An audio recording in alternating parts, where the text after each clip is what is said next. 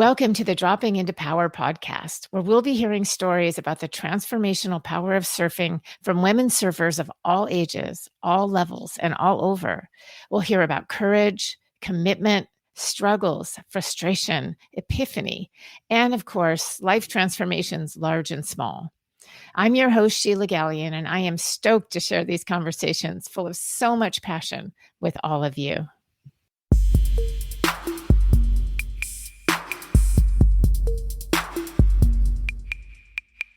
Aloha and welcome to the Dropping into Power podcast. I'm super excited to be talking today with Victoria Feige, who is an ISA World Parasurfing Championship gold medalist. Victoria, I have to just read off these. I wish I could just show a picture. ISA World Parasurfing Championship 2022 gold medalist. Abanca Panton Classic Licia Pro Spain 22 gold medalist. English Open Adaptive Surf Championship 2022 gold medalist. Hawaiian Adaptive Surf Championship, that has to be intense, 2022 gold medalist. ISA World Parasurfing Championship 2021 gold medalist. You get the picture. There's a lot of gold medalism going on here. And just a little background on Victoria. We've been trying to connect for months now, actually a year. I think a year is when I first emailed you. And finally, we've nailed it down because she's been obviously running around doing all of these contests. But Victoria grew up in Vancouver in Canada and learned to surf at the age of 16 in Tofino, where she's going very soon for a contest. She also loves snowboarding, skimboarding, skateboarding, and soccer. And though she had years of experience snowboarding, at 18, she overshot a jump, landed badly from 12 to 15 feet in the air, and sustained a spinal fracture and a low incomplete spinal injury. Undeterred, Victoria returned to skiing and surfing a year later. That's amazing. And as a sit skier and adaptive surfer with partial paralysis.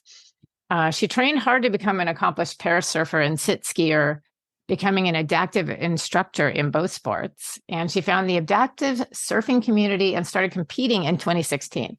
That was really soon after.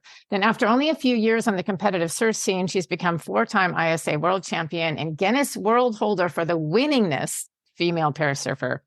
In addition to her surfing, Victoria is also North America's first clinical physiotherapist who uses a wheelchair. And she graduated with her master's in 2012, worked as a specialized physiotherapist for a decade. I really want to talk to you about that. And she's taken a break to focus on her sport. Now, this is my favorite sentence. Victoria aspires to raise the level of parasurfing with airs and barrels, help grow the sport, and surf for gold for the Paralympics. So welcome, Victoria. Thank you so much. Thank you for that beautiful intro. Yeah, I just love to surf. I mean, the irony of all those, the crazy stories is that behind all of it, I just love the ocean and I love to surf. And I'm so excited to be here today and talk to you. Well, I love it. I'm so happy. You know, part of what this whole podcast is really about is really the stories of how surfing has transformed us as we overcome and experience what we go through as surfers. And always there's a translation of what we experience, especially there's so much in the mind. So everything that we experience in the ocean, every single lesson we come across, how that translates to land. And I think that's why I know that people listen to the podcast that don't even surf because, there's so much inner dialogue for, what we have to go through and experience. And a lot of the people I talk to in the podcast are older women or women who have started as adults, which gives a very special set of challenges. And you have your own special set of challenges. So I actually want to start with that, the passion draw for you. So you're obviously just a sporty girl. I mean, you obviously had a lot of passions. You're very athletic. But what was it? I usually ask what the dividing line is for surfers, their lives before and after. You have a pretty big, profound before and after. You have a bunch of befores and afters. But what I really want to ask is what drew you back specifically to surfing? And I know you do say that you do some skiing too, but specifically you came back to surfing in this really powerful way. So what was it that drew you back to the water and how has that transformed you? Wow. Yeah. I always grew up active and outside, and I love the ocean. I love how it's ever changing, ever constant. It challenges you in so many ways. And I learned to ski when I was a toddler, and I learned to swim in the waves when I was also really young. In my family, sometimes we would skip presents for Christmas and just go to Hawaii from Canada, which was fabulous. Okay. And so my dad taught me to dive beneath the waves and body surf and play in the shore break when I was little. And so the ocean, for as long as I can remember, has been this playground that is kind of wild and kind of dangerous and amazing and just gives you so much life and vibrancy and all these memories that you wouldn't necessarily have otherwise. And so I grew up certainly skiing and snowboarding and playing soccer and all the things you can do in Canada, but I also wanted to surf. And snowboarding in powder conditions like fresh snow feels like surfing. It's pretty remarkable. And I knew I would love surfing, kind of because they're sister sports, snowboarding and surfing. And then when I went to Tofino, I kind of, when I was 16, I kind of begged my mom to take me, and I was hooked from the first wave. And kind of cool. In Tofino, there is a women's surf school called Surf Sister that's been around since the 90s.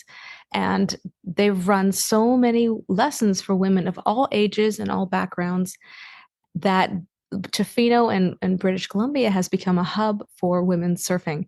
And you often see as many women in the lineup in full wetsuits as men, but it changed growing, kind of learning to surf there, and that culture of it's normalized that women surf of all ages.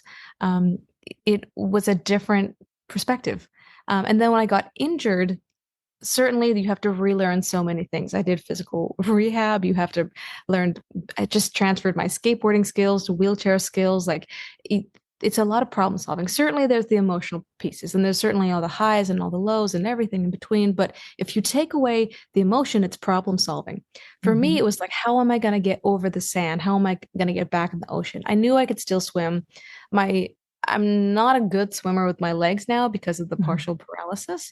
So I cannot really just swim with my legs, but I'm such a strong swimmer with my arms that I knew I could swim independently and dive a little bit and paddle a surfboard. And so when I went back to surfing, my main thing is that I never thought I would surf at a high level. Like it was really cool to go back to surfing and with an instructor and on a giant soft top, and we went tandem to be safe. And then it was clear that I could paddle a board by myself, but I only really figured that I would go straight in the whitewater longboard, kind of as a weekend warrior, vacation holiday type surfer. And that still gave me so much. The acceleration, the feeling of freedom, being outside in the wind and the sun and the taste of the salt water. Like I love all of it.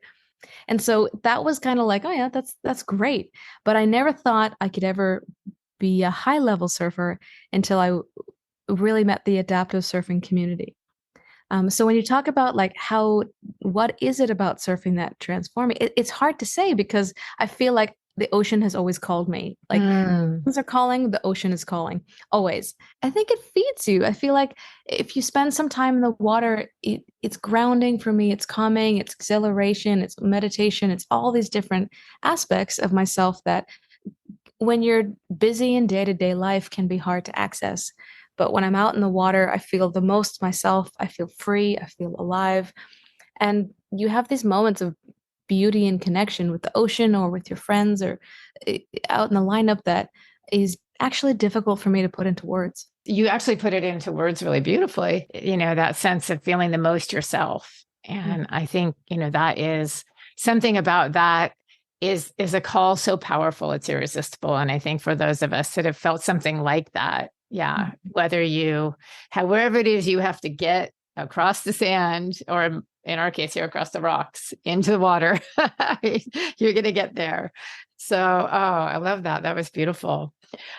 So, obviously you had some athletic skill, a lot of athletic skill leading into this. And I definitely want to talk about your career. Because I think it's really interesting. And I have a few specific questions to ask along the way, just because of how you might break things down. So I'm curious, along with your athleticism, obviously you have emotional and mental strength to persevere through things.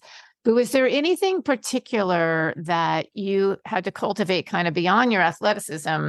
Was the process any different for you? Because before, as you were progressing in a sport, you still come up against obstacles. Was it, you kind of mentioned it in problem solving. Did you have to go back and take a different lens? And I'm thinking about this because a lot of people, who listen to the podcast have other sort of challenges, that have to sort of rethink and look at things a little bit differently in how they approached it. So is there another part of you that you cultivated, I guess is my question, to, get to where you're at following the joy? Yeah, I mean, there is so much joy, but to get to the joy, it also takes a lot of grit. And so there's a real resiliency in there that like I was determined to find ways to have this in my life in kind of crazy ways. Like I would drive 6 hours to go surf for the weekend and then come on back. Or I now try to spend as much time training in Hawaii as I can. But for me, the physical adaptations have been a lot of the major challenges. But in many ways, that's universal. Like our bodies are changing through our lifetimes. Oftentimes, we live in a body that we didn't totally choose. And there are aspects of it that we wish we could change. But for all intents and purposes, this is what we've got. And then this is what we've got to create. How can I create movement, or how can I create the maneuvers of surfing that I want to with what I've got? And so when you talk about, did I have to cultivate anything in particular? I became a really strong paddler because my first competition, frankly, I got schooled. I thought it would be a low level competition, for people with disabilities, and everyone would clap, and that's that. People from Australia were getting barreled and doing snaps and cutbacks. Like it was high level surfing, and I was not prepared. I came second last. So, but I also straight up, I struggled to catch the waves. So what I could control in my hometown of Vancouver, working full time, was becoming a more skilled paddler. So I would take my little surfboard in the swim lanes at night at University Pool or Kitsilano Pool, and I would quite literally practice balancing on my board to create the most efficiency, and then sprint paddles. And then I learned to duck dive by watching YouTube videos and then analyzing the physics and then breaking it down for my body. And so I duck dive. It's the same kind of maneuver, but I use my knee instead of my foot. But then I have another way of being on a shorter board, and kind of an escape route if the waves are huge. And the determination to really work at the physical skills of surfing so that I could have more fun and enjoy in the water, that was all the training and preparation. And I'm still doing that. Now I'm doing that for turns. I'm working with a fabulous new coach. Part of it comes from me, that sense of grit and determination, but it also comes from the adaptive surf community. Other competitors who were frankly way more skilled, who gave me some advice on boards and wave selection, and then finding the people that help you grow and reach your potential. Because I think my story is not just like, it's not me in a vacuum doing all these things. It's doing them with other people. So finding the people that help me reach my potential has been instrumental. Well, in seeking that out, I mean, what I really hear from you too is, you're doing your own analysis. You're a full participant in your advancement for your joy and for all of this. And, it's just this full responsibility of like, okay, I'm going to break down. And if you couldn't prioritize what you should work on first, you probably would have found someone to ask, what should I work on first? But then you really got creative and committed about what's one part of the mechanics that you can break down.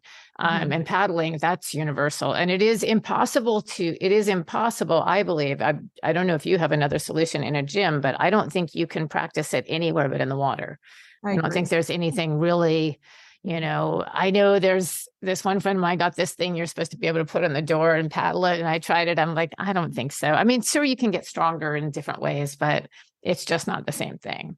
So, all of those things you're talking about is focus, the resilience. Do you have any wisdom to share on cultivating resilience? That would be, or is that just an innate part of you? Well, I don't know. Cultivating resilience. Do I have any wisdom? You'd think I do, but I don't know. It's okay if you don't. Yeah. I mean, I would I just hear your say- prioritization. Like that's part of it is that, grit And, Yeah. so yeah, I just did. Yeah. If you have anything to add, it's fine. If you don't. I would say actually I've thought about this because I have so much I want to accomplish in surfing. You're Mm, right, barrels, airs, more challenging waves, better maneuvers. I I feel like I still have so far to go. And so what drives me is a sense of determination and chasing a goal and a sense of, I guess, self-actualization as a mhm, surfer. mm, But it's also playtime. It's the fun of it. mm, It's not just it, it's not just rigidity to commit and do the task. It for me, having a sense of humor with it and a sense of playfulness keeps it fun and interesting and avoids for me competition burnout or or overtraining. Um, because like I don't want to make some I have made something that I love as a frankly a passion project, and I feel like I've taken a crazy side quest of my life and it's become the main quest of yeah. becoming essentially a professional adaptive surfer. Yeah. I don't want to lose the love of it. Sometimes I have to remind myself, like, why am I doing this? Like, when I focus on the love of it and what I really want to do, then the path is usually more clear. Hmm. And then the resilience comes from, I guess, that real deep desire of, I love this and I want to do it. Hmm. So the resilience is not always just a hardness, but Hmm. it's like a playfulness. I think that's really profound. It's almost like you I don't know, this image came of like launching yourself as an arrow, but the arrow gets to go through the wind, you So know? it's like a clown arrow. I love it. That's awesome. Yeah. So it may not, whoa, we don't know where it's going to land, but it was fun.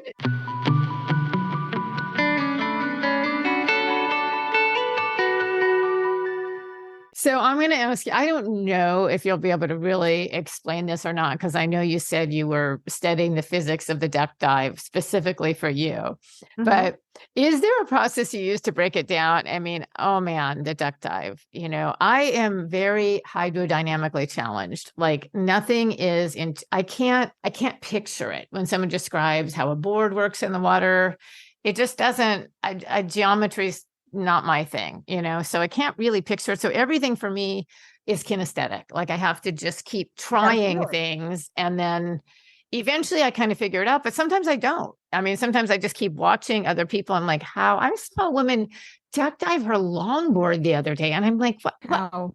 Yeah. how did then I asked her, she's like, oh, well, this one's just kind of narrow. And and I'm like, but I would see people punch through waves. So it just in case there's anything you can communicate about how one might break that down. I'm Yeah, curious if you have a trick.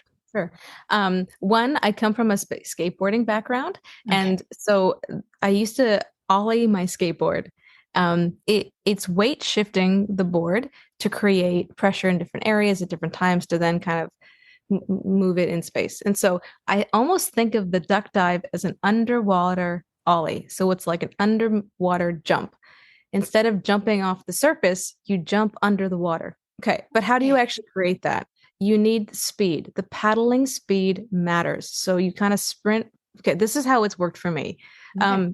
And so you sprint paddle towards the breaking wave or the whitewash, and then it's like a push-up motion where I really force the rails of the board down as deep as I can, and I use the knee of my board. Everything is forward on the board, so the nose is diving down under the water, under the wave. And then I shift my weight back from my arms to usually my right knee to the tail of the board to tip the tail down under the water. Hmm. So it's a nose down and then it's a tail down. And the paddling speed gives you the forward momentum. And then there's the aspect of timing that Mm. as the now this is getting into the physics of fluid and water and of wave mechanics because of the I guess it's kind of the torsion or the rotation of it. If as the whitewash pushes down, the wave curls over the top.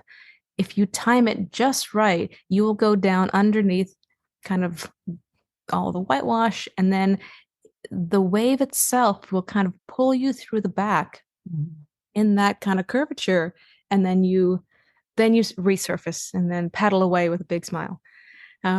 It's for me, it's practicing the balance of pressing the nose down. So I would quite literally be in the pool and practice pressing the nose down and creating. It actually required a lot of core stability, arm stability for sure, strength, but then like that moment of pushing the nose down and then shifting your weight to push the tail down, that's what creates the duck dive. That And if makes you're a lot of really, sense. Yeah, go yeah, if ahead. you're really skilled with it, then you can do it. It's easier with shorter boards.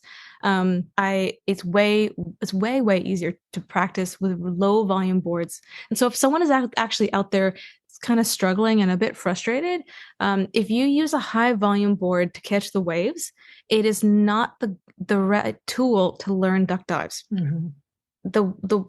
The board that I practiced my duck dives with was frankly my aspirational dream board, this like cute Mm. little low volume, like, oh, it looked awesome.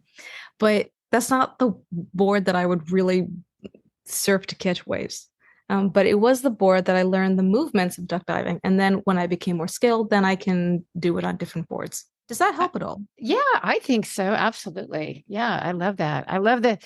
I have eventually over time on a shorter board, most of the time my duck dives are successful and I know exactly that feeling. And of course, in Hawaii, when you get to dive under and you see that beautiful aqua water and you have the I foam this ball, this moment, I love this moment. right? You just live Yeah. for it. You get underneath the foam ball and it Yes. shoots you out the back. Oh, it's the best. And then if you time it wrong, then you get to get shot back with the foam ball and many other experiences as well. But no, I really like that. I like your focus on the core too. I think that's really interesting. And most of the time I surf my shortboard, but I do notice that that's one of the things that makes me feel really activated. And I never thought about it until then, or why I feel like I've had a workout. Because sometimes, frankly, I'm not catching that many waves, but I still feel like I've had a workout. And a lot of it is from the duck diving, just that, Totally. Yeah. and yeah. And that's in fact, a lot of times when I know I have to go in is when my duck dive is getting sloppy because Mm. I'm tired and I'm going to get injured. That's just one of the things I have to listen to.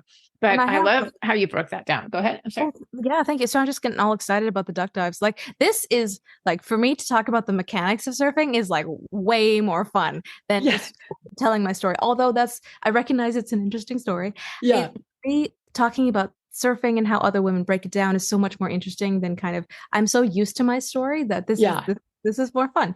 But the other thing about the duck dives is that there's a moment when the wave energy passes over me and I can feel Mm. it and like pull it like essentially pulls my hair back. This moment Yeah. I love because if you weren't a surfer, you'd never feel this. That's Um, so true. and it's this, I mean, especially in Hawaii, the color of the water, the way it feels like I love this moment that for me as a surfer, I get as excited paddling out and duck diving as I do about if I really nail a duck dive, I'm like, yeah. I have a huge nod going. Yeah.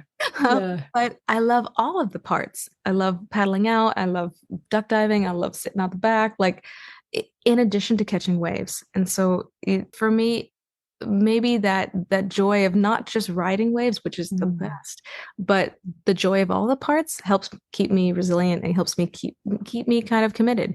I love that you're talking about paddling out too, because there's in it, and I have a very different experience depending on which board I'm on. So if I'm my longer board, which is a 710, and the wind is in my hair because you're up higher, right? So you've got more speed probably in your paddle, and you go up over those first little waves, and your hair blows, and you're probably keeping your hair dry for a little while as you're paddling out. There's that experience, and then there's being on the short board, or even those smaller waves that come in. You get that first moment, and I'm with you. I always have this huge smile paddling out because it's amazing. You're going from earth to water and you're in it. So yeah, thanks for pointing that out. Well, let me ask you another mechanics question then, because I love the way you talk about it. And although it's slightly different for everybody. So a lot of people, obviously there's pop-ups, but what I don't hear spoken about very much is actually the takeoff, like not your body position, the wave, like where is the board going on the wave? So I'm going to pick your brain and let you talk about the placement of getting your board in the right place and the timing. And I know there's a million different kind of waves, but anything you want to share on that, it would be fun to hear that breakdown. I mean, I'd love to share anything I've learned. I also have to recognize that I have a really bad habit of taking off on closeouts all the time. I like giant impossible closeouts that I'm like, oh, I can make something good of this. And then I just get destroyed. I think I would say I'm still working on that. That's one of the arts and sciences of surfing that I find so boring is the positioning, where on the wave. And I often think if I used to think if I was a stronger paddler, I would, have an easier time catching the waves, but really it's the takeoff position. And so I now on shortboards like to take off on the I guess late, but still on the shoulder. Because I like the steepness of the drop. I like the feeling of, I don't know if I'm going to make this. And I pop up to my knees after paddling my stomach. And so it's a quick pop up. I am working on improving my pop up, certainly. But I try to, in a perfect world, my takeoff helps me be going down the line immediately. So I angle my surfboard. I try to be on the shoulder. I try to at least set myself up for success on the way. But I also recognize that sometimes I get so excited when I'm surfing that I will paddle for waves and takeoffs that are absurd. Yeah. I can't resist. It's all the temptation. I would say when I often see women paddling and taking off in the water, they're a little bit too cautious, and so they're really too far on the shoulder, or they're not really doing a full sprint paddle. They're beautiful paddlers and very elegant, but they're not really getting the acceleration they need to get down the wave. I often think of it as accelerating down the steepness of the wave. I knew there would be something helpful in what you said. Yeah, that acceleration that I see people, I always thought of it as you just needed 2 more paddles. But that's not totally it. You're right. Yeah. And there are definitely people who there are people who have a finesse, and I think this can be distracting. There's people that can do the no paddle takeoff because their timing and their placement, they understand the wave so well. Perfect. Most of us aren't going to get there. So they're not the ones to model after, my daughter kind of intuitively could do that even after surfing for like a week. It's in her blood, but not a week, but, literally a year. But, and here in Hawaii, the level of surfing is so incredible. But that's actually a really good point, that it's not just the continue of the paddle, it's the speed of the paddle and that burst. And especially in places where the wave stands up really fast. And, it takes a lot of practice to learn how to read what the wave is going to do so that, because there's a good chance you'll sprint and suddenly the wave is sucking up and and you're going over with it. But I think you're right overall. I think women, because we foresee consequences, we tend to be more on the cautious side, and getting those couple of feelings when you finally get that timing right and a little more risk. Well, I started wearing a helmet. I have a helmet now because I had a really bad injury in January, and I love it. I think that's smart. I'm actually, after this Tofino contest, I'm going to surf in the Waco wave pool, and I've been looking into buying a helmet because honestly, the rates of head injuries or concussions in surfing is really high. And I've spent so long trying to make my brain full of knowledge. It would really be ashamed. Same with me. So I had a bad injury where somebody sliced my head open. I was basically scalped. It was pretty crazy. I had 16 staples. You can't see it, but really, literally my head was filleted open. And then maybe a few months ago, my own board hit me. The rail hit me, and it basically punched me like a prize fighter and split my eye and cheek. Oh, no. Now, the helmet probably wouldn't have helped for that. But, then I was on my longboard the other day. I've been surfing a long time. I don't know why all of a sudden this is happening, but I've had concussions before from boards, and my board just went right up and over my head. And I'm like, how many times does the universe have to suggest that you do. And I really need my brain. Like I need all of it. So I do recommend it. I'll just, for anybody that has thinking about a helmet. So a couple of things I'd say. I was worried that it would like fill with water or pull my neck back. I have a Gath helmet. It's really, it fits perfectly. I had to try on like 7 different ones to get the right fit, even though they were the same sizes. I love that it keeps my hair out of my face. So, when you take off and you take off in a foam ball and the foam comes over your head and your hair goes in your face and you're blind like a sheepdog and you don't know what's happening. So that's over. And it actually gives you a little flotation and a little buffer. Like when you duck dive under, like when a set's going to fall on your head and there's nothing you can do about the impact really, except try. It gives you a buffer. It kind of dissipates the pressure on your head. That's great. So those are the pluses. And there's a little extra flotation. So when you get held down, it does kind of seem to sort of pull you up a little bit. I have noticed, you can't see it in this light, but I have little bruises on the front of my forehead. So I'm not sure what that's about. Maybe just the snugness of it. And then I do sometimes think that depending on the kind of thrashing I take, now I'm someone that falls a lot because I go for things. Yeah, me too. So I'm doing the ragdoll a lot.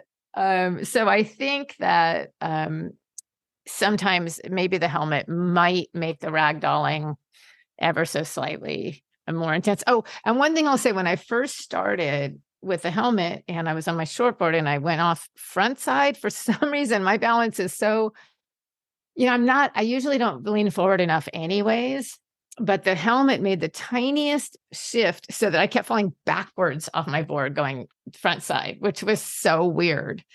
It was that subtle, but if your head weighs 13 pounds and then you add this little extra. May I ask, does it cover your ears? You can. There's ear flaps if you want your ears covered.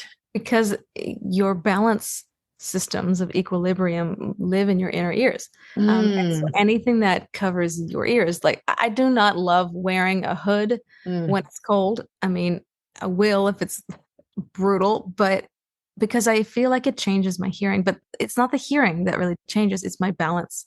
But I really want to get a Gath helmet actually. But I wanted to cover my ears because I want to keep my balance as dialed in as possible. Those pieces are removable. So like I don't surf with it covering my ears. I can't, it was just a little weight issue with the helmet, but yeah, it is. I'm seeing more people with it and I'm definitely recognizable with my candy apple red helmet when I paddle out.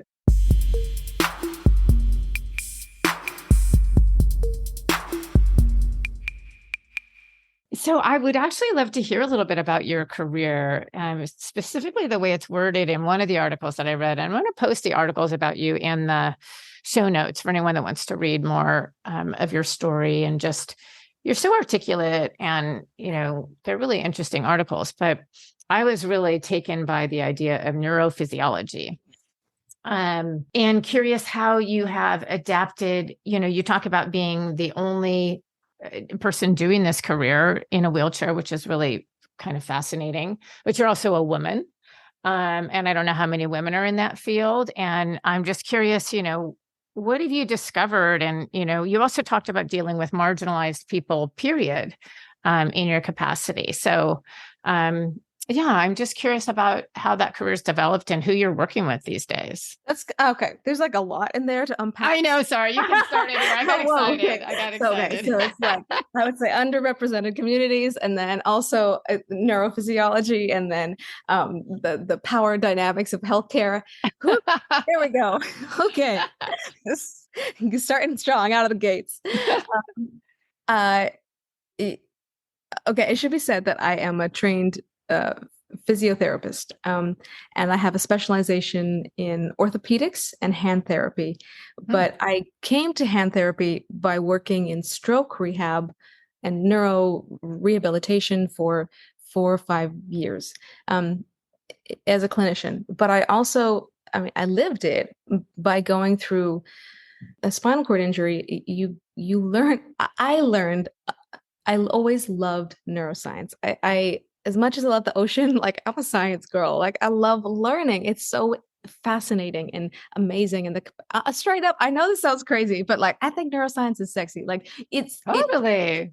there's so much capacity for change and changing different parts of yourself and how you view the world and how you move through it. And also like you can actually change the structure and function of your brain and body, and which shapes your whole experience as a human. I mean, for me, it's really cool. And so I was fascinated in the subject before I was injured, and then of course, as a person with a spinal cord injury, I did as much learning as I can, and everything they give you as a patient is written at a fourth grade reading level, and that's a good thing because it means people who may not have the background, the education is there.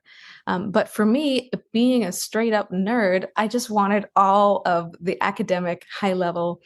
The more complexity and nuance, the better. And so I learned so much in rehab.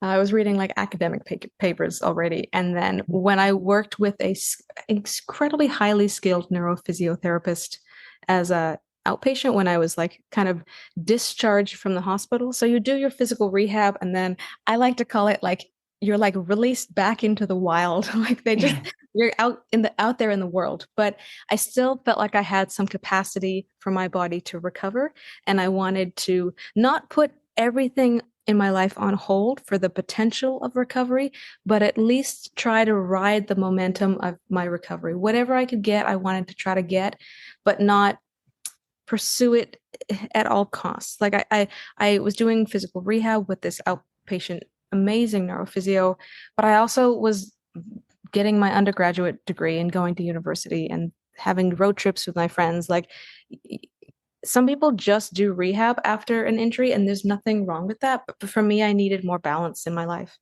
Um, but going back to the neuroscience thing and the clinician.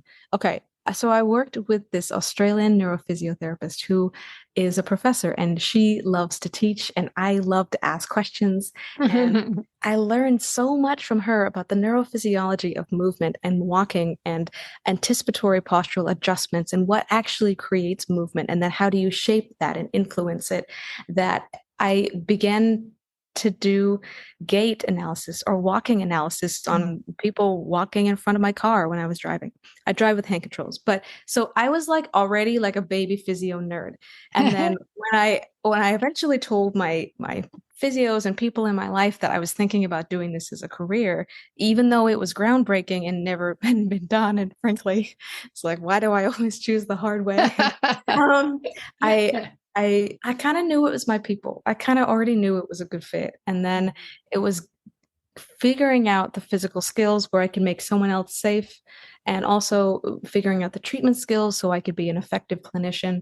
But like I still love neuroscience, but working with people post-stroke for me was not as much about walking, although that's very important, but reach and grasp. So regaining hand function and arm function. And I mean, how we use our hands is so much of what makes us human and how we live through the world. So I could talk about this endlessly.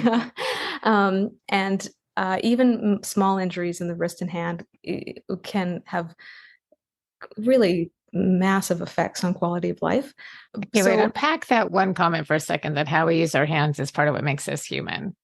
One, it's straight up the opposable thumbs, but Oh, okay. it's not just that. Like it's how I mean, it's how we greet each other. It's how we touch each other. It's how we explore the world. In nature, it's like touching the bark of a tree, putting your hands into the sand. There's all these experiences. I mean, hands are sensory, incredibly dense sensory information, and they're also particularly complex in terms of the movements. Mechanically, they're fascinating, but we all have habits of movement with our hands in our bodies. Like I talk with my hands. I have certain ways of like all of that matters, and that's neuroscience. Like you can shape the movement, you can shape the patterns. But if you have a neuro injury or either a peripheral nerve, say carpal tunnel, something, or something more significant like a stroke, it will change how you use your hands. And so it also changes how you go through the world. Think of how much we touch our phones. We do a task in the kitchen, how much we drive. Like we use our hands for everything. And so I do when I say that's how we move through the world as a human, yes, it's the opposable thumbs, but it's also is so much more than that. That's really fascinating. Yeah, thank you for elaborating on that. That was straight up the nerdiest thing I've ever said on a podcast. So I hope are you kidding? Well, that. I'm a fellow nerd, so here we go. And I'm actually, well, honestly, I just am studying hypnotherapy, so I'm studying to be a clinical hypnotherapist. Oh, cool. And so I'm just beginning this journey. I've always been fascinated by the brain, but I really been so busy doing whatever that I haven't burrowed into it very much. And I do remember I'm just starting to. And in part of us talking about Ericksonian hypnosis. Do you know who Milton Erickson is? No, I don't. So it's a whole story, but Milton Erickson was paralyzed, it's not a spinal cord injury, but he was got polio as a child, and he was he was supposed to die overnight. He didn't. He was completely paralyzed from the neck down. And his family put him in the middle of the room. He grew up on a farm, and he just watched everybody all day long. And he watched his baby sister learn to walk. And from visualizing it and walking her and visualizing and watching her and visualizing and watching her and imagining, he taught himself to walk again. And all of the neural movements, and could eventually navigate through life with a cane. And he developed a whole process about suggestions and, how he spoke, doing hypnosis, not just through like, you're getting very sleepy, but just, through language. And anyways, he talks about how our memories are associated with our eye patterns. And, I imagine with stroke, like you have how you associate your world is how your eyes move through. If your eyes can't move that way anymore, if your hands can't move that way anymore, it would be, based on just listening to what you're saying, so disorienting. You literally couldn't retrieve certain sort of patterns. So I don't know if that makes any sense, but that was just where my nerdy mind went when you were talking about that. Yeah, it is interesting. Visualization. There's like a neuroscience podcast that I like.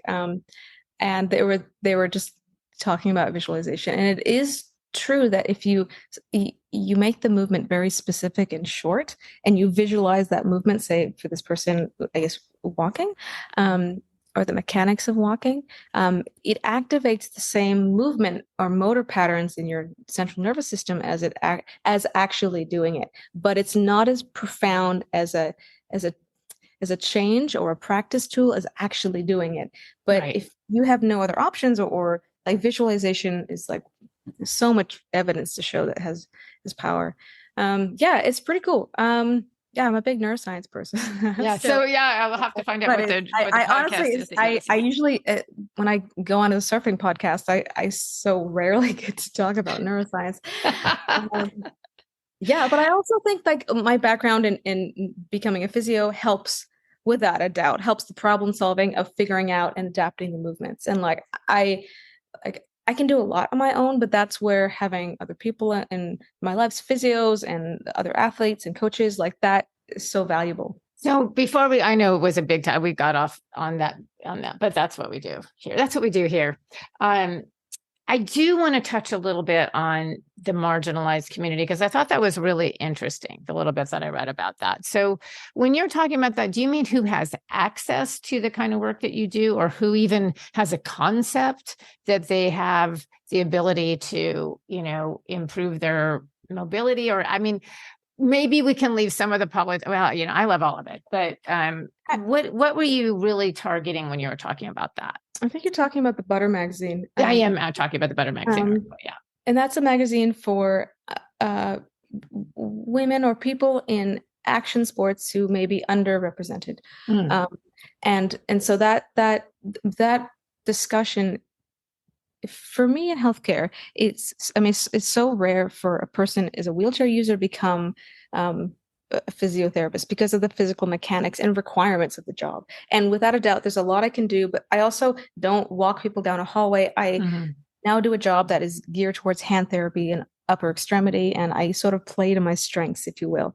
But I don't believe it's all or nothing, but many people did have this view that it is all or nothing, or that I would say most people mean well, but they have no idea what I'm capable of. And so they the assumptions that are put onto me as I move through the world are either, so people perceive me in a wheelchair first, and then maybe judge me on the way I look, like hair, makeup, clothes, what have you, and then the way I speak. And I do wish it was different, but I also recognize that that's when I go into a room or an elevator or a grocery store, people don't have no idea what to expect. And so there are assumptions that people put onto me about either quality of life or capacity or and it can be these little things of like, can you reach that? Do you need help? Like oftentimes it's coming from a place of wanting to help. It's not necessarily a place of marginalization, but it's also true that people sometimes are genuinely surprised that I drive or work or have a career or date or have a full and active life. And the expectation is that I have a sad little life in a wheelchair. And that's that kind of classic tragedy story. Right. And then there's this other side that is, I would say, equally stereotypical and dumb. Is that it's an inspirational figure who can overcome anything and never has a bad day. And then, or it's a cautionary tale of women in action sports. Or it's all of these assumptions lack nuance. And so when I move through the world, yes, I navigate the physical environment, but I also navigate the social assumptions. And so when I talk about marginalized communities, I would say in healthcare, there is so much history that women's pain is dismissed, or people of a different skin color are not treated very well, or people who have even just age. Oftentimes it can be very young or very old. People are often dismissed. And so what I was talking about is that it was my experience both as a patient and as a clinician, is that people are sometimes written off too quickly instead of really being given chance to communicate or to connect about who they are or what the issue is. And so, and the part of that, the connection, all that takes time. And so it's time with people, time with patients, time with clients, time with the doctor. And then finding, it's not rocket science. Anybody who sees a healthcare professional, all you really want is someone who knows their stuff and who cares. Like, it's not asking too much. Right. But sometimes either the healthcare system is set up in a way that it's so busy as working within it that you don't have the time to spend with people, and so you can't develop those things, or people like some of it, it's not necessarily just like people mean well in healthcare. I would say the structure of the system and the institutions of it sometimes, in Canada at least, everything is stretched so thinly that there can be really subpar healthcare. Both working within it, and certainly during the pandemic, and also as a patient. So that's really what I can speak to about that comment, is that it's just like all of us at some level didn't choose the body. You didn't choose where you're born. You don't necessarily choose the body you have. Like, yes, we can do things in our life to be more fit or less fit, but I mean, I guess it's just having a little bit more empathy for other people's experience. Empathy and openness. I mean, I really like, just like you said, selling people short, just without, I think empathy is like the opener, and then just raising the bar for everyone, really, is raising the bar for everyone, no matter that they're all capable, everybody's capable of this, no matter what vessel they're in. I really love that, Victoria. That's a really important concept. And I'm positive I've been guilty of, any number of those things over time in different ways, just. Although I do try. Yeah, right. But I also recognize that, like, the only way, okay, I do think this, and I don't know if this is like how everybody thinks, but like, if you want to learn about a demographic, just go Google it, look it up on the internet. But if you want to learn about a person and connect with them, like, ask them about themselves and actually listen. Yeah, it's that openness. Like, I certainly don't have all the perfect language or all the answers, like, hardly. But I am at least willing to try to figure it out. Yeah, and it's, it is definitely a time right now where people are afraid to ask, afraid to be, for lack of a better word, canceled for even asking a question, even on a private conversation or, all being so careful. So, there's a way to come to it with curiosity. And then all of us probably need to take a deep breath and be, a little bit less triggered sometimes about different things, but easier for some people. Obviously some people are facing more explicit challenges, more visible ones, but yeah, this is probably a slight aside, but the great, huge political divides that are going on right now, there's something about learning how to just be present with a person too.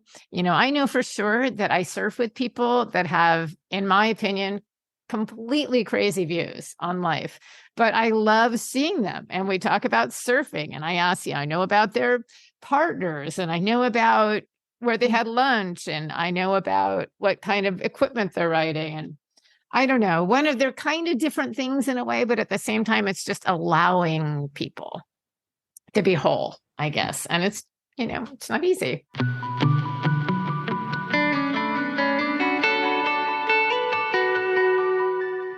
I do want to ask you about the adaptive community because it's kind of a fascinating culture. And I would never have thought either when you talk about, I guess we just have images, to be honest, more like Special Olympics. And even those people are amazing, but we're not really exposed. But that's actually, I'm going to correct you there. That's actually not correct for our community. The Special Olympics is for people with a mental impairment. And thank you for that. Okay. The Paralympics is different and for people with only a physical impairment. So Special Olympics is for mental impairment, and Paralympics or parasurfing or adaptive surfing is for people with limb loss or spinal cord injury, paralysis, or vision loss or impairment. So I'm sorry, but thank you, because again, it's just a lack of understanding. Yeah, people don't know, and that's okay. And then so it doesn't it's not a big deal. Yeah. But that does change your perception of the community, though. Yeah. For sure. And I guess I hadn't even really categorized. You're right. It definitely does change. And now that I think about it, if I sort of play out the pictures, I get it, but I just hadn't thought that all the way through. So, but you talk about going to your first event and imagining everybody's just on foamies rolling in and you've got these rippers. And I love just a little bit that you talked about one of the articles about, that maybe this grew a little bit out of adaptive skiing. And I knew I had a relationship with a friend of mine when I was in college who had been a motocross rider. And then he had a spinal cord injury and he became really active in designing racing wheelchairs and still, I believe, is involved in that. So I knew that there was like a world that, and he was always tinkering and nerding out and, coming up with amazing things. But I guess, you just, until you find out about a world, you don't know anything about it. How would you know? I mean, I had no idea until I met all these crazy people. That's kind of the fun of traveling and trying new things. And I've tried so many different adaptive sports, and every sport, adaptive or not, has its own kind of vibe and attracts a certain type of person. And I love skiing and I love adaptive skiing. And it's a lot of similar type of very do-it-yourself ethic, which is a lot of adaptive sports, but a lot of women's in sports as well. Like for a long time, there was no women's custom uniforms for soccer or custom wetsuits for cuts for women. A lot of times you just sort of make it work for you. And it's like making stuff in your garage and then going out into the ocean or the mountains and trying it out. But I really like the community. It connected to, I mentioned that I go through the world and I deal with many people's assumptions about me. And I don't, I've gotten used to that. Oftentimes I don't mind, but it's really refreshing to be around people who understand me as a person. And I can sort of just relax and be myself. It's also people who've had pretty catastrophic injuries like skydiving, limb loss from a shark, or motorcycle accidents or car accidents or skiing or snowboarding, or these crazy vision loss stories. And everybody is still planning adventures and surf trips and cracking jokes and living life to the fullest, and finding a community of people who are as crazy as I am has been it's half the fun um, of surfing. It sounds I really, amazing. yeah, like they're crazy, and it's not like I would say we're definitely an ohana, and just like Mhm. any family, it's not perfect all the time, but Mhm, it of course. is. They're my people, and I do believe that the quality of surfing is rising every year, and if for men and women's adaptive surfing, and we are an excellent fit for the Paralympics, both in terms of showcasing surfing Hmm. at the highest level, with amazing maneuvers, but also these amazing stories. And so I think it would be, we find out if we get the Paralympics in December and we have our adaptive worlds in November, yeah, like 4th to 11th in Huntington Beach. Are the Paralympics parallel with the Olympics? Yes, that's Yeah, exactly yeah, I think they're, parallel. yeah. So it happens all at the same time. So you would go to Tahiti. It does Is it- not actually happen at the same time, and that's Oh, what okay. I wish it did. It I happens know. happens 3 weeks later, which is a bit of a bummer. Okay. So the Summer Paralympics has many of the same sports as the Summer Olympics, but not everything. So we are not yet in the Paralympics. We find out about Paralympic inclusion in December, but hopefully it's either para surfing or para rock climbing. So I'm hoping that if we get enough awareness and momentum, we'll get the Paralympics. Oh, come on, And Paralympics. it would be for because of the logistics and the everything moves slowly, Yeah. change is slow to create.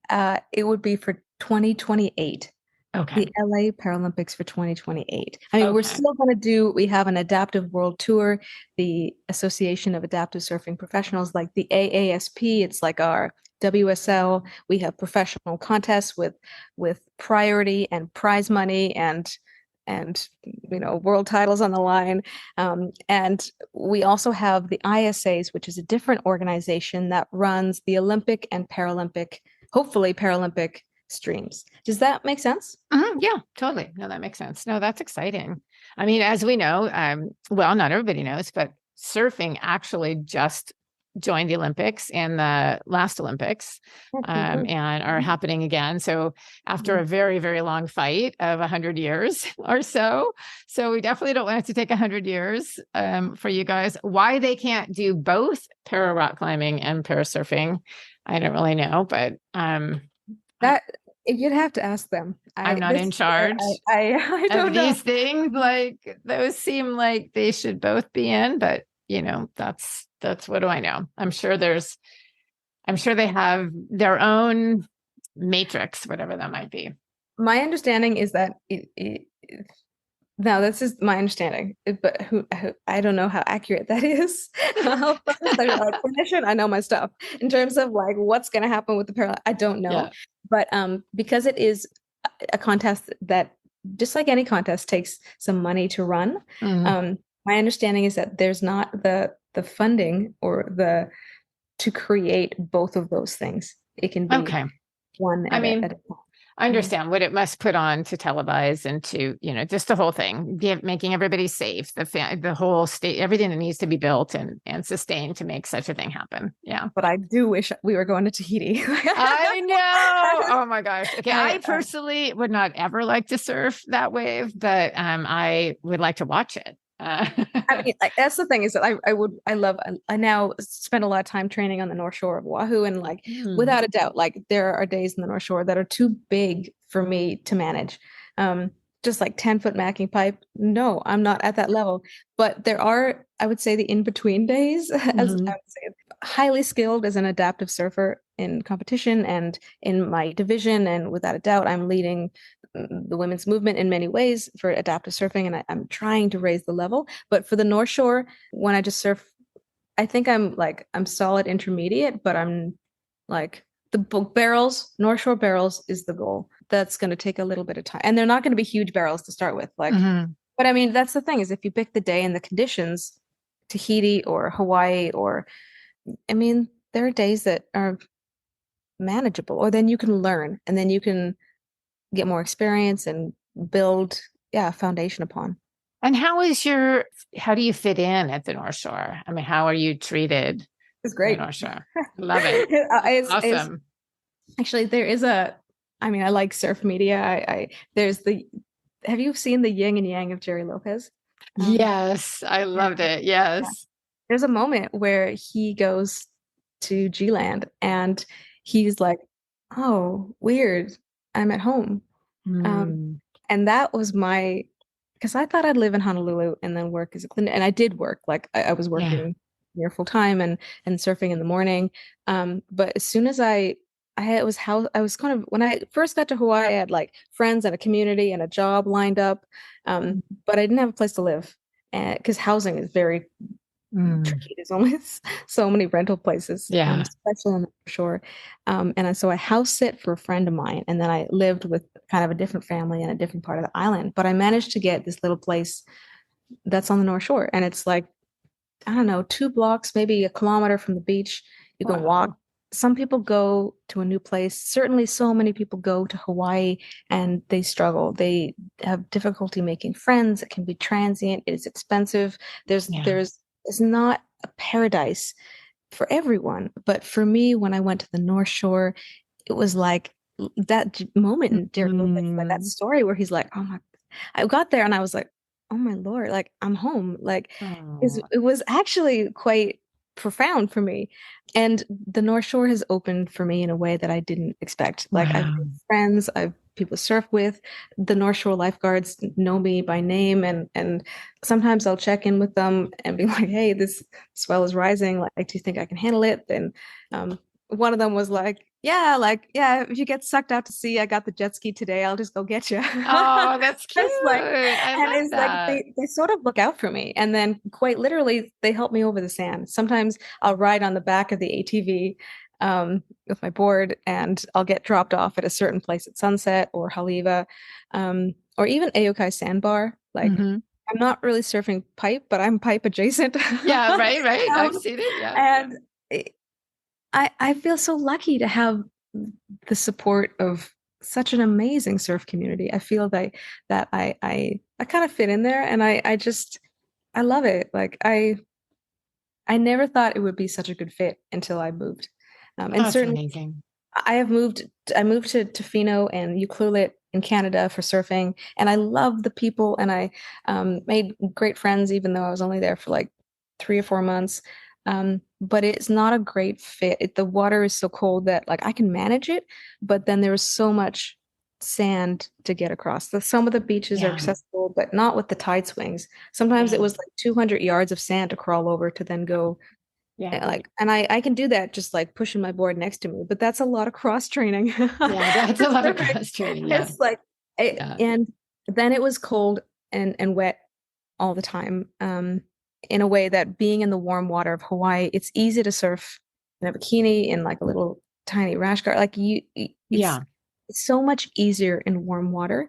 yeah. It's also that yes, I have to climb across the rocks and have to wear some neoprene to protect from the reef. But um, as an adaptive surfer, warm water and for me personally, with my level of function where I can kind of scamper across the rocks and sand, Mm-hmm. Hawaii is way easier. Yeah, Mm-hmm. I feel And I so. remember reading in one of the articles just the challenge of the wetsuit, obviously, like you have tricks. And I do want to point out to everybody that on your website, it's victoriafeigesurf.com, you have a whole page about equipment, which I think is really interesting. Just things of you done trial and error, for people, you know, working, surfing as an adaptive surfer, from wetsuits to equipment to, just lots of tips. Totally. And I would say like at victoriafeigesurfing.com, which I frankly need to update, but the surf tips about the wetsuit is that many surfers and I'd say surf instructors who are not that maybe well-intentioned but not that aware of adaptive surf challenges don't realize that for them to get in a wetsuit is like 30 seconds. They're practiced at it, they're skilled at it, they've got all their function. Get for someone with paralysis getting into a wetsuit, it quite literally there are times that like it took me 20-30 minutes and I'm like full sweat, like dripping Mm, wet.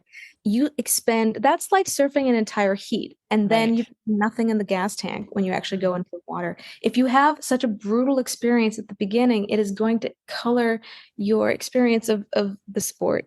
And so having a wetsuit that one, I never get in a wetsuit, like straight up. Granted, now I am sponsored by Rip Curl for gear, but that's partly why. It's like the wetsuit has to be dry. There's like a fuzzy lining for the flash bomb that helps generate heat, but also dries quickly. So it keeps me warm, and I never get in a wet wetsuit. And I use little plastic baggies to help reduce the friction, Mm-hmm. um, to slide my little feet in there. But it's still a challenge. As wetsuit technology improves, when I Mm-hmm. surf for heat, I actually use a much thinner wetsuit. In California, it's like even 1 mil Mm-hmm. tops, bottoms, and then sometimes a 2-3. And then here in Tofino, if I was surfing a long session, it would be realistically 5'4" with a hood. But if I only surf this weekend, a 20-minute or 15-minute heat, I'm going to be in a 4'3". So having less neoprene means it's so much easier to move and be flexible. And so it, but that's taken years to figure out that what Mm-hmm. I free surf in is different than what I surf heat in. And then also figuring out even the sizing. Like for a long time, I was a size 6, and then I realized, like, I wonder why it flushed. Nope, I just had to get more skilled at getting into the wetsuit, so now I can fit a size 4. I Mm-hmm. am petite, like I'm pretty small. I'm like 5'1". I'm like Coco Ho size. Um, Okay. It's good to uh, find a surfer that you fit with. Yeah, that you yeah, can, and if they for have wetsuit. heights and weights on the Yes, like WSL. yeah, Rochelle Ballard, Coco Ho. Like it's Yeah. true. It's not just for wetsuits. It's also for volume for surfboards. Because Mm. often, many times, women are smaller and lighter, and so if you can be on a smaller, lighter board, or that, for me, I'm kind of narrow across the chest in some areas, like being on a board that is easier for me to paddle, a little bit narrower, a board that fits your body as a woman is going Mm-hmm. to be easier to surf than something that is not made for you. Mm-hmm. Yeah, that's right. That is really good advice. And it's hard to figure out sometimes, trial and error. And I sort of go by, I just hold the board. And then if it talks to me, I don't get new boards very often. So, we have to have a long talk, we have to have a date where we communicate with each Yeah, other. you Like, just what are you feeling? I don't know. You're $1,000. Let's see. We got to really fit. But, oh gosh, I mean, boards. I love them. I love looking at them. I love to, like, it's really Me like I love too. it. I I do have a rule now that, like, one in and one out. Like it's like I can't. Otherwise it's same thing with guitars. It's deadly. I really like them. Oh, right. I saw it on your Instagram. You're an amazing guitar player Oh too. no, I just love to play. It's just fun. Yeah, I Um, love it. but yeah, finding a good board, finding something that helps you feel more free and alive in the water, whether that be a wetsuit or equipment or people or whatever, like that's the best. It's that fine line, like you really want enough volume to make sure you can get into waves. And then there's a whole hydromechanic to all of that. I just happened to find the board. I have a Paizel Phantom, and Nice. that board, for whatever, what I finally know why, it actually has more volume in the front of it. So when I switched from my other shortboard where I was really struggling to just get up and get Mhm. speed, the Phantom felt like a platform to me. Uh, So suddenly it's holding the stability, and it gives me that extra split second that I was able to, get in a better position. So they cool. really are so different. And even if you think you don't have the skill level to quote unquote deserve another board, or that it's not going to make that big of a difference, it really does. And maybe identifying your weak spot, like in my case, it was since I didn't start surfing until I was 36, and I've always struggled with my pop-up, the speed of it. And just, it's just, I I will never be that fluid minotaur, that some people are. So that my daughter is, that I see people that have surfed their whole lives, it's just different. So Mm. anyways, that's, I But definitely. I also do think, just like an adaptive surfer, like we're kind of learning our bodies through our lifetime, Mhm. change over time, and certainly things are different as an adaptive surfer. But if you're surfing with a knee injury, if you've gained weight or lost weight, or if you just have coming back from an injury or a shoulder or something, like having a board that helps make things fun and easy in the water, like that's valuable. And one thing I have learned along the way is I can do all the research in the world, and I love the research. I spend time looking up boards on the internet, um, but there's nothing like actually trying it, and that's one of the cool things about the North Shore is that you can just demo really high quality boards. Because there's so many times that I've gotten something and I thought theoretically it's going to work, and then it doesn't really. It's not a good fit Yeah. like I thought it would be. And Yeah. other times I try something almost on a whim, and it's great. And so I have almost like this is nerdy, but I have almost like a list of all the different boards I've tried, uh, it, and what I liked about them and what I didn't Hmm. like is quite literally been trial and error all these years of competing to try to figure out what's been a good fit. And for the first time, I really had a great custom board made for me. Mm. I was hoping to work with John Pizell, which I one day hopefully will, but I was also working with Nat and Erica Okawa on the North Shore. Mm. And Oh, so yeah. now I ride a knee board, which is shaped for me. So it's Hmm. 5'4" and by 19 and maybe 30 liters of volume. And uh, the fins are moved up quite a bit because my center of Interesting. my Okay. top up to my knees, that makes sense. Like I'm not surfing off my back foot, I'm surfing off my knees, and a lot of the rotation comes from my trunk and my arms. So the fins are moved up by about 6 inches or so. And so it if you look at it from the front, it looks like a regular surfboard, Hmm. but if you look at the fin placement, it's really different and it feels different. And how is it working for you? I love it. Yeah. I love it. Yeah, it's easy to paddle. I can duck dive it. It's great. I mean, people talk about magic boards, and I don't know if it is, but it's just been the best fit so far. Hmm. That Oh, I'm that really, sounds pretty magic. yeah. So I'm excited to yeah, see how far I can go with it.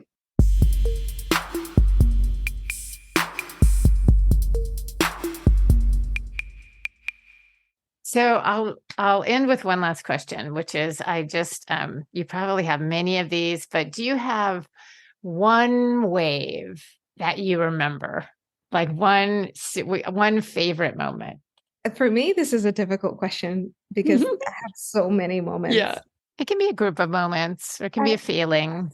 okay, I'll talk about one because it surprised me so much. It was so unexpected. In Hawaii, our Hawaii Adaptive Surfing Competition for the last few years happens at Queens in the summertime or in May. And it's great wave, great surf break. And if the waves are, you know, on, it can actually barrel. And so I mean, I'm just like everybody, you watch clips on Instagram or YouTube of like beautiful skeleton bay, like the vision Yeah. from from the water. But I was in a surf heat and I took off on this wave and I saw the wall stack up and I was like, oh, I think it's gonna barrel. And without a doubt, like that vision, I swear that time moved more slowly. Yeah. I seeing, I mean, the beauty of the water, that Mm. aquamarine, the blue and the diamond head, and like I want this moment again and again and again. And having it barrel over top of me for the first time was like just oh, it it it almost gives me chills actually. And I I never would have had that moment if I didn't start adaptive surfing in Mm. competition. I never would have had, I was on a friend's borrowed board. Like I never would have had, and I'm the kind of girl that like I'll pull in even if I don't make it. And frankly, almost never make the barrels. um, it was this moment of beauty before like just getting ragdolled. Yeah. Um, there's that moment where I thought like, oh my God, the Wow. vision was so beautiful that I just want this more and more. And I don't even remember what happened really with the competition, but that moment was Oh, that's great. pretty This spectacular. is the only time I'm sorry that the podcast isn't like visual, because to see your smile and my smile as I'm living through your moment, so good. There is Oh, there is one other moment that I astounded really. The in 2000 I started competing in 2016 and without a doubt I was terrible. It was like it was and then and I'm slowly getting better. But I the first competition I took a few extra days off work. I was working full time. I went to Huntington Beach for this adaptive surf contest, and it was one of the contests where we kind of surf against all of the different disabilities, which is now unusual. So it was kind of fun. in that. And then there was kind of a two tiers, the kind of like high level adaptive pros, and then more like the amateur. I ended up winning that contest at Huntington in 2018, and I mean, iconic Huntington Beach. I've watched so many competitions. There's so much history. There's all these stories. You watched your heroes there, and when I won that competition, it was the first time that I thought, like, maybe I could be great at this. Maybe I can become a better surfer. Maybe I can compete at the highest level. And it was really the first time I thought maybe I'll take a break from my regular job to pursue surfing, because I never thought I'd surf at a high level after I got in. And it has been absolutely one of the joys of my life to pursue this in a way that I never thought I could. And so while I am young and strong and I can do it, I'm going to keep going. And that contest was in 2018 in November. And I have, for my women's division, this sounds like a crazy flex, but I've won everything in my division since then. That's amazing. But it's not coming from like, you can actually hear it in my voice. Like, it's not coming from like, oh, I'm going to win. I want to surf. Like, I want to feel those moments of like seeing the wall stack up in the barrel. Like that's what I live for. You're kind of inspiring. I'm like, I wonder if there's any heats I can surf so I can be alone at bowls. Right. I mean, that's the thing. Is you end up you have like yourself and maybe a couple other people at these iconic spots. Like the Grandmaster Amateur. I don't care if I lose. I just want to take off on one of those waves. Yeah, you should do it. I mean, that's the cool thing.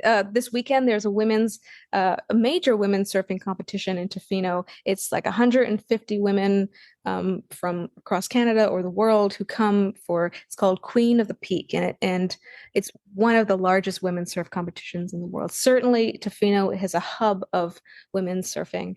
But it's my first time surfing in a regular conventional surf competition, and I have no idea how it's going to go. I love that you're just in the fully integrated. Yeah, just gonna go kick some ass, I'm sure. I don't know. I don't know about that. I think it's gonna be such a really good time.